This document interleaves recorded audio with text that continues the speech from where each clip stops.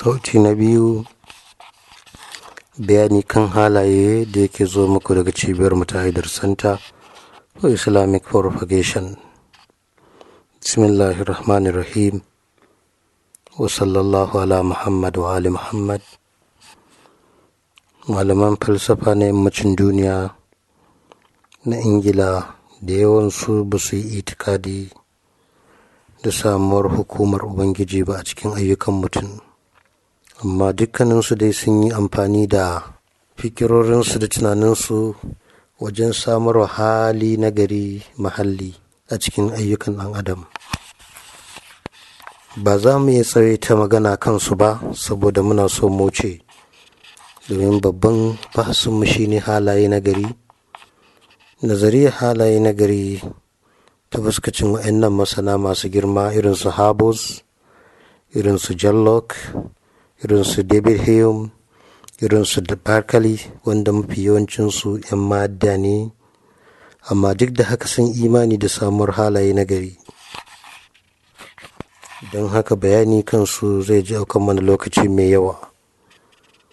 Akwai wasunsu ma daga falasifan a Germany irin su Kant, irin su Nietzsche, wanda suke karkashin ana lissafa su karkashin falasifan Germany, ko da ko ba in Germany ba ne wasunsu, da irin malaman falsafa na Faransa irin su Auguste Comte.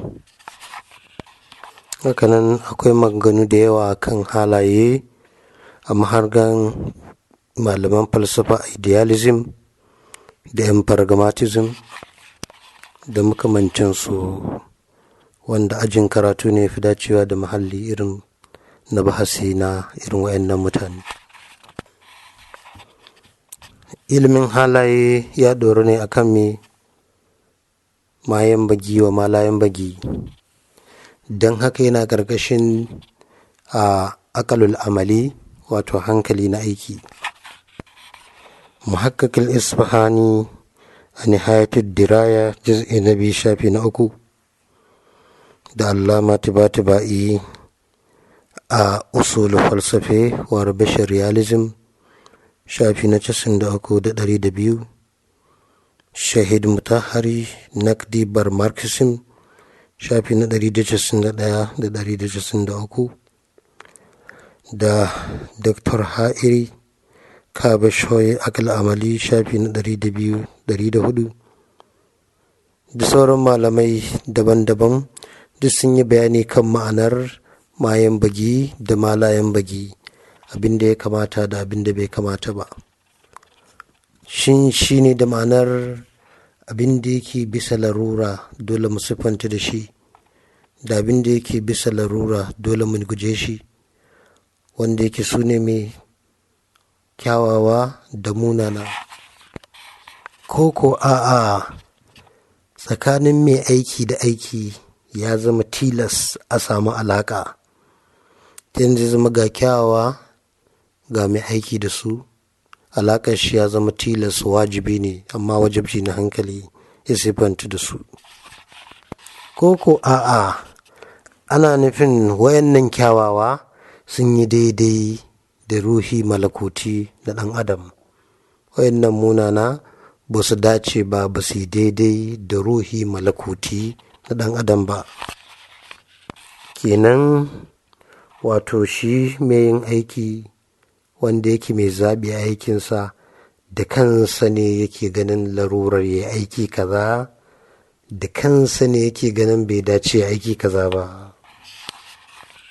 Kusan wannan shi ne abin da Muhammad Taqi Misbah Yazdi ya fi nuni zuwa gare shi a Amuzashi Falsafe juz'i na 1 shafi na 180. A dunkule, kyawun ayyuka wasu abubuwa ne da lallai yake lizumtuwa da su a hankalce, yake wajibi. Munanan ayyuka ne da lizumtuwa da su a hankalce yake haramun, haramci na hankali da muni na hankali. Akwai bahasi dangane da kyan ayyuka da muninsu a ilmul kalam da za mu zo shi, wanda za mu yi nuni da mataki da mahangar ahlul bait da kuma matakin asha'ira da yadda suka saba tsakanin wayannan mahanga guda biyu da tasirinsu a cikin ayyukan mutane. Don haka sifar kyawu ga ayyuka kyawawa, sifar muni ga ayyuka munana suna ba da wata mas'uliyya mai girma da wani aiki mai nauyi da ya haikan baki ɗaya. Domin matuƙar kyakkyawa zai daidai da ɗabi'ar hankali, mummuna zai saba da ɗabi'ar hankali, to wannan zai sanya a hankalce ya zamanto muna da mas'uliyya mai girma a kanmu. Kyawun adalci, munin zalunci kai tsaye yana ba mu umarni hankalce mu lazumci adalci mu nisanci zalunci. Wannan matsala ce da za mu ga a cikin talhisul muhassal na At-Tusi shafi na 239 da fawaidul aqaid shafi na 453 da hashiyatu fara'idul usul shafi na 330 zuwa da 31 da usul fiqh na Muhammad Rida Muzaffar juz'i na 1 shafi na 200 da kuma shafi na 201, usul falsafi shafi na 107 da 108, naqdi bar marxism shafi na 193, durus falsafi akhlaqi shafi na 38 39, duk sun yi nuni da wannan matsala mai muhimmanci na dacewa na ayyukan alheri da rashin dacewa na ayyukan sharri, wanda za mu faɗaɗa shi a cikin maganganu da kuma ruwayoyi masu daraja na Ahlul Bait, amincin Allah ya tabbata gare su wanda suka karɓo daga kakansu mai daraja. Tabbas aiki kyakkyawa kamala ce, aiki mummuna tawaya ce. Kuma muhaqqiq Tusi har ila yau a cikin talhisul muhassal shafi na 239 da Ar-Razi a cikin qawaidul aqaid shafi na 452 sun yi nuni da wannan matsala mai kyau sosai da fadinta. Hakanan Muzaffar shi ma ya kawo shi a cikin usul fiqh juz'i na 1 shafi na 201. Sannan a cikin nihayatul diraya juz'i na 2 shafi na 125 ma'anar sakamako mummuna ga yin munanan ayyuka da sakamako kyakkyawa da yin kyawun ayyuka ya zo shi ma daga malamai daban-daban bayan wannan littafi. Kenan idan haka ne kyawun ayyuka lada ne, kamala ce, munanan ayyuka tawaya ce. Kyawun ayyuka lada ne da sakamako mai kyau, sakamako ne a kanmu na samun wani alheri, ko kuma a'a sakamako ne ma na duniya wanda yana nufin alherin duniya da kuma al'ummarmu ta zauna lafiya.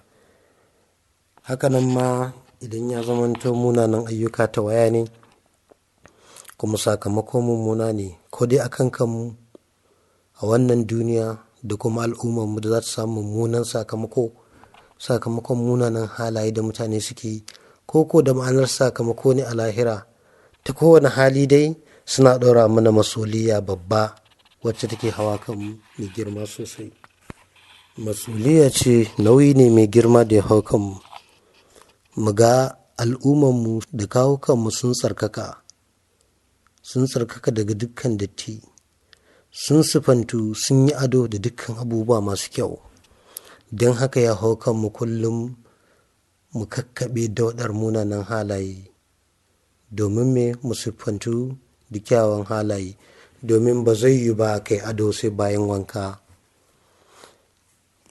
Mustahili ne ma ya zamanto adonka ya bayyana alhali ga munanan ayyuka tare kai.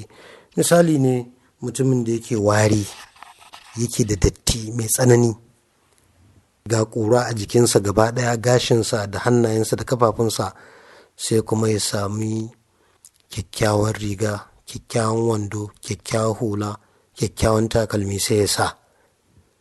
Wannan adansa ba zai fito ba, duk inda ya dosa ana jin wari ya doso. So da haka munanan halaye suke. Wannan matsala ta sanya mana nauyi a kanmu sosai da ɗaukan nauyi, kuma wannan warin na munanan halaye zai shafe mu, zai shafi al'ummarmu da sannu bayani zai bayyana a cikin bahasosin da za su zo nan gaba. Wassalamu alaikum wa rahmatullahi